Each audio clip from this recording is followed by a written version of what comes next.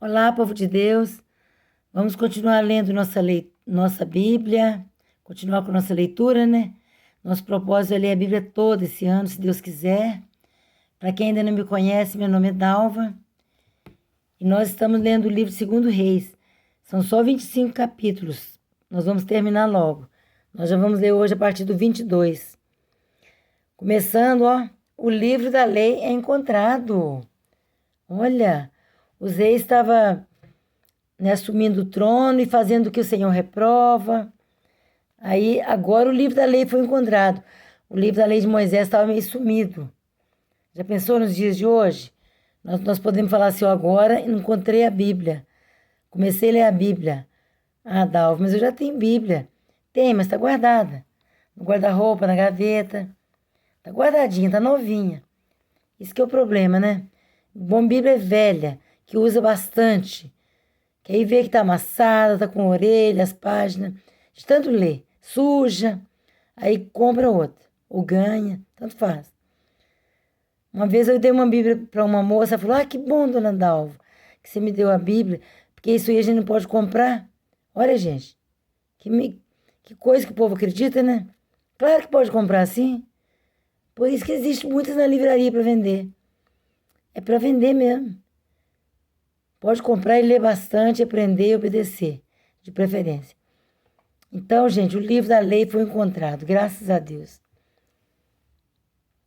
Então, vamos ler, capítulo 22 de 2 Reis. Josias tinha 8 anos de idade quando começou a reinar e reinou 31 anos em Jerusalém. Antigamente, os meninos começavam a reinar novo, porque às vezes o pai dele morria, alguém assassinava eles, ou morria de doença mesmo, aí eles já coroavam a criança para tomar lugar, a dinastia, né, o sucessor. Então, esse aí começou com 8 anos, olha. Claro que não reinava nada, né? Tinha alguém atrás dele. Ou melhor, na frente, né? Tinha alguém na frente para reinar, ele só tinha nome. Porque 8 anos não vai saber fazer nada. Para assumir o lugar. Começou a reinar com 8 anos e reinou 31 anos em Jerusalém. O nome de sua mãe era Gedida, filha de Adaías. Ela era de Boscate. Ele fez o que o Senhor aprova, parabéns. E andou nos caminhos de Davi, seu predecessor, sem desviar-se nem para a direita nem para a esquerda. É assim que nós temos que andar, gente. Não podemos olhar para trás, porque a Bíblia fala que aquele que põe a mão no arado e olha para trás, não é apto para o reino de Deus. Então, se você aceitar Jesus e começar a olhar para trás, a cerveja que você está largando, né, a caipirinha, os vícios, as jogatinas, né, as traições, os adultérios, a cachaça. Se começar a olhar para trás o que perdeu, às vezes sente saudade, né? Aí pode perder a vida, pode perder a comunhão com Deus e voltar para a morte. Porque essas coisas que alimentam a carne, gente, só leva para a morte. Essas coisas de pecado. Então, vamos continuar. Ele fez o que o Senhor aprova e andou nos caminhos de Davi, seu predecessor, sem desviar-se, nem para a direita, nem para a esquerda. No 18º ano do seu reinado, o rei Josias enviou o secretário Safã, filho de Azalias e neto de Mesulão, ao templo do Senhor, dizendo: vá ao sumo sacerdote Ilquias e mande-o ajuntar a prata que foi trazida ao templo do Senhor, que os guardas das portas recolheram do povo.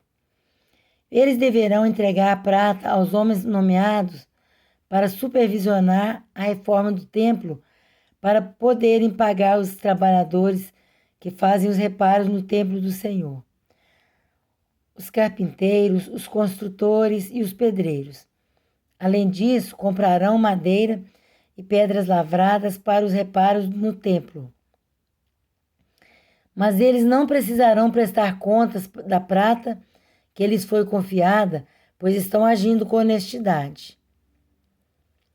Então o sumo sacerdote Ilquias disse ao secretário Safã: encontrei o livro da lei no templo do Senhor. Ele o entregou a Safã, que o leu. O secretário Safã voltou ao rei e lhe informou. Teus servos entregaram a prata que havia no templo do Senhor e a confiaram aos trabalhadores e aos supervisores no templo. E o secretário Safã acrescentou: o sacerdote Ilquias entregou-me um livro. E Safã o leu para o rei. Assim que o rei ouviu as palavras do livro da lei, rasgou suas vestes e deu estas ordens ao sacerdote Ilquias, a Aicã, filho de Safã, a Aquibor, filho de Micaías, ao secretário Safã e ao auxiliar real Asaías. Vão consultar o Senhor por mim, pelo povo e por todo o Judá, acerca do que está escrito neste livro que foi encontrado. A ira do Senhor contra nós deve ser grande, pois os nossos antepassados não obedeceram às palavras deste livro, nem agiram de acordo com tudo o que nele está escrito a nosso respeito. O sacerdote Ilquias, Aicã, Aquibor, Safã e Asaías foram falar com a profetisa Ulda, mulher de Salum, filho de Tiquivá e neto de Arás, responsável pelo guarda-roupa do templo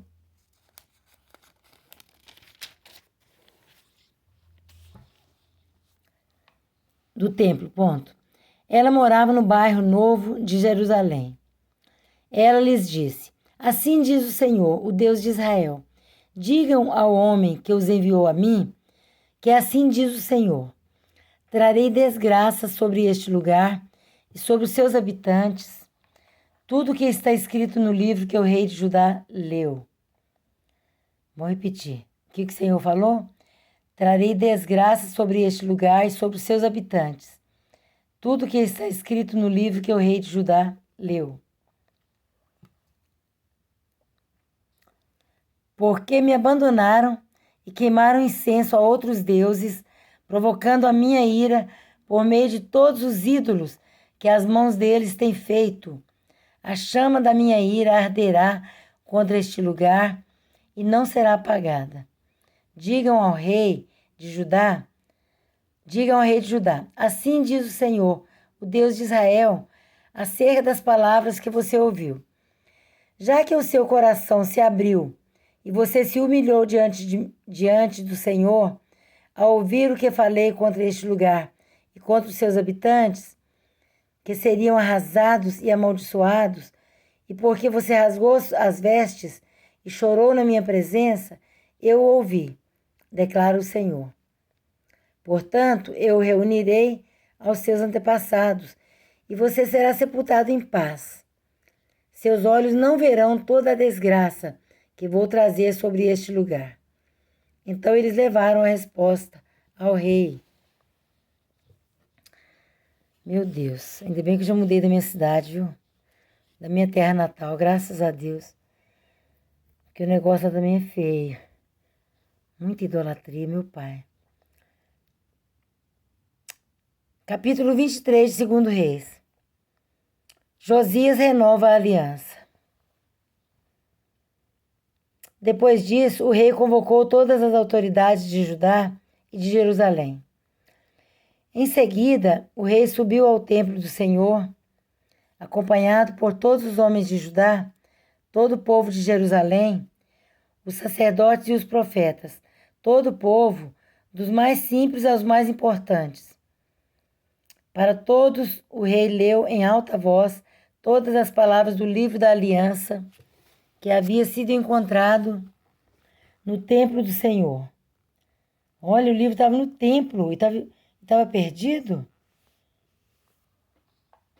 Tem que procurar, né, gente? Quem procura, acha. Quem procurar uma Bíblia para ler também acha. Geralmente todo mundo tem em casa, só não lê. Eu também tinha e não lia, viu, gente? Tudo que eu tô falando para vocês, eu já fui. Então não se ofendam. Não fiquem com raiva de mim. Porque eu também tinha Bíblia e não lia. E ficava seguindo, né, o que eu aprendi. Não lia a Bíblia. Eu acredito que a pessoa só desperta mesmo quando aceita Jesus. Porque se não aceitar, a pessoa lê a Bíblia, mas também não entende. E também acha as palavras tão fortes que não acredita. Eu mesmo não acreditava, não. Tudo não. É tão muito forte a palavra de Deus. Aí quando você aceita Jesus, aí o Espírito Santo te faz entender. Porque o Espírito Santo, ele que nos convence, né? Ele nos ensina. Mas se a gente não aceitar Jesus, a gente não entende. A gente lê a Bíblia, mas acha muito pesado, então não acredito 100%. Bom, pelo menos comigo foi assim. Então eu aconselho vocês já... Sabe por quê, gente? Todos que eu converso, eles já falam, eu acredito em Jesus.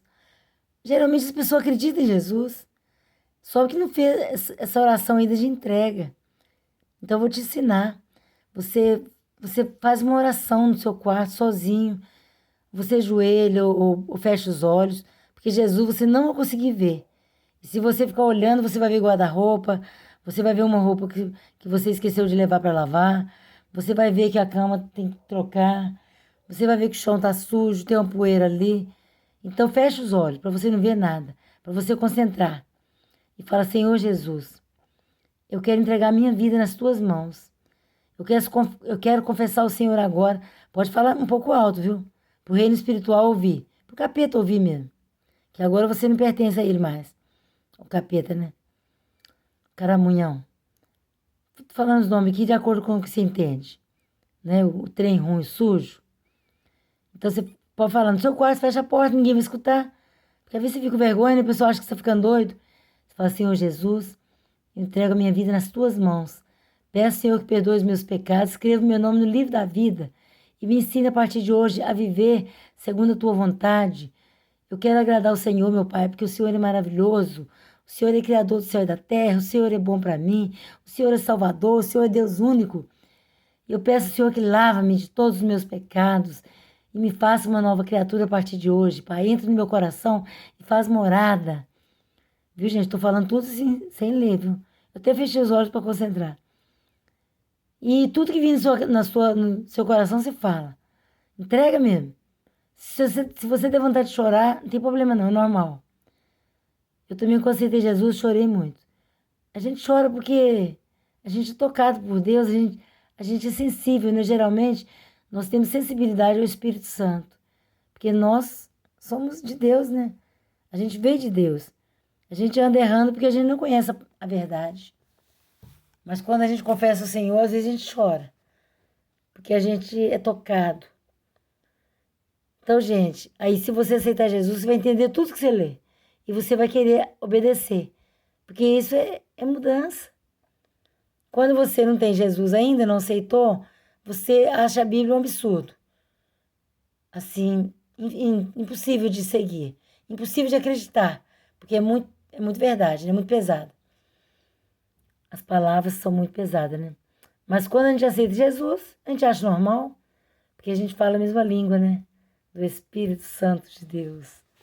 Glória a Jesus. Vamos continuar? Isso é só para quem quer ir para o céu, tá? Quem não quiser ir para o céu, pode ver de qualquer jeito. Mas lembre-se que no inferno não é moleza, não. Lá o bicho não morre, o fogo não apaga. E lá a pessoa vai procurar a morte e não vai achar, porque já está morto mesmo. Aí vai sofrimento a eternidade toda, que nem acaba. Vamos continuar. O rei colocou-se, olha, você vê, o livro estava dentro do templo e foi encontrado muito tempo depois. Ninguém procurava, né? O rei colocou-se junto à coluna real e, na presença do Senhor, fez uma aliança comprometendo-se a seguir o Senhor e a obedecer de todo o coração e de toda a alma aos seus mandamentos, aos seus preceitos e aos seus decretos, confirmando assim as palavras da aliança escritas naquele livro. Então todo o povo se comprometeu com a aliança. Tá vendo? O povo seguiu o rei, né? Se o rei era idólatra, o povo também era. Mas se o rei era obediente e chamou todo o povo se comprometeu também a obedecer. Geralmente tem, né, uma pessoa assim é o guia, né? Como os sacerdotes, né? Epa, bagunça. Como sacerdote, quando eu falo sacerdote, não é só padre, né? Pastor. As pessoas que estão na direção do rebanho, né? Tem que ensinar certo. Porque quem ensinar errado vai sofrer piores consequências. Então vamos continuar. O rei deu ordens ao sumo sacerdote Ilquias, aos sacerdotes auxiliares e aos guardas das portas que retirassem do templo do Senhor todos os utensílios feitos para Baal e Aserá e para todos os exércitos celestes. Já te falei ontem, né, gente? Quem está acompanhando a leitura sabe. Baal é aqueles deuses, né, de grandes, né, aquelas estátuas de metal, de gesso, de ouro, de prata, seja o que for. Aserá também era outra imagem. E os exércitos do céu é o sol, a lua, as estrelas, que o pessoal adorava também. Menos o Deus vivo, né? Adorava tudo menos o Deus vivo. Porque a Bíblia fala que Deus não divide a glória dele com ninguém. Ou ele é senhor de tudo, ou ele não é senhor de nada. Ou ele é dono da sua vida, ou ele não é. Ele não divide, não. Se você é dele, fala que é de Deus, mas também tem outros deuses, aí Deus já está fora. O Deus vivo já está fora, que ele não divide. Porque ele sabe que ele é Deus e o resto não é. Então, ele já que a pessoa quer ficar com todos, ele sai fora, porque ele é santo. E ele não mistura com lixo, né?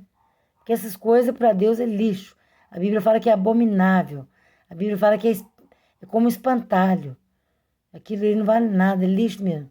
Então confunde as pessoas. Eu te afirmo, em nome de Jesus, eu estou falando com autoridade, que se na Bíblia falar que aquilo vale para alguma coisa, eu vou querer para mim. Se a Bíblia falar que tem, que existe, que a gente pode ter, eu vou comprar vários. Vou pôr cada um no cômodo da casa, cada um no quarto. Mas se na Bíblia tiver, né? Porque eu sei que não tem. Mas eu acredito na Bíblia 100%.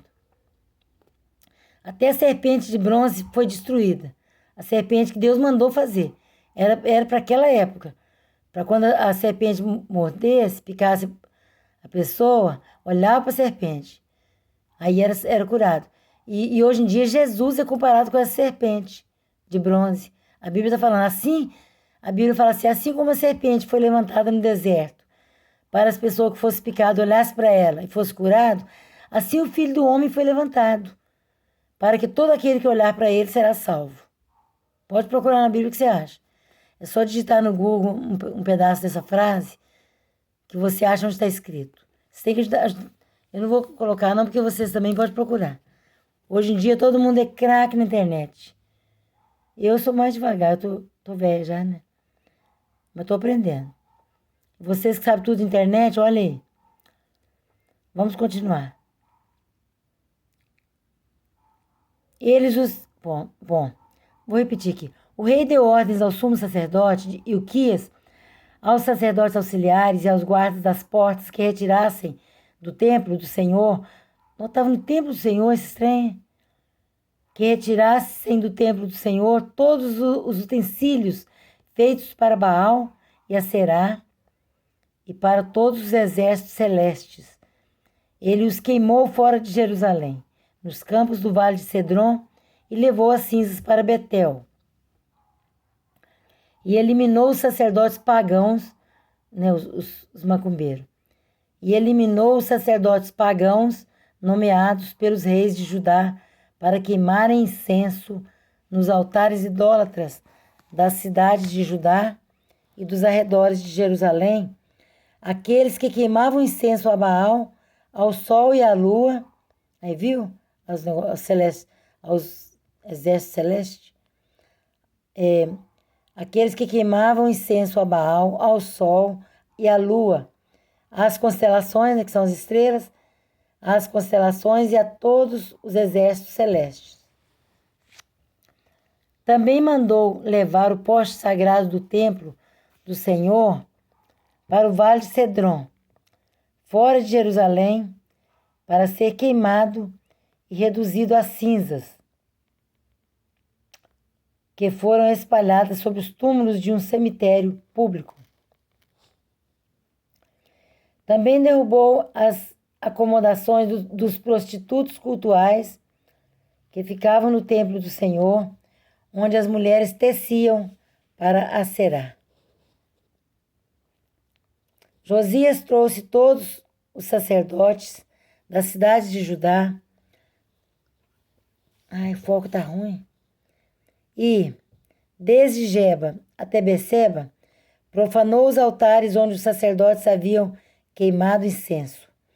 Derrubou os altares idólatras junto às portas, inclusive o altar da entrada da porta de Josué, o governador da cidade, que fica à esquerda da porta da cidade. Embora os sacerdotes dos altares não servissem no altar do Senhor em Jerusalém, comiam pães sem fermento junto com os sacerdotes e seus colegas. Olha só, gente. Eles faziam questão disso, porque os sacerdotes do Senhor comiam pão sem fermento, né? Era a lei naquela época.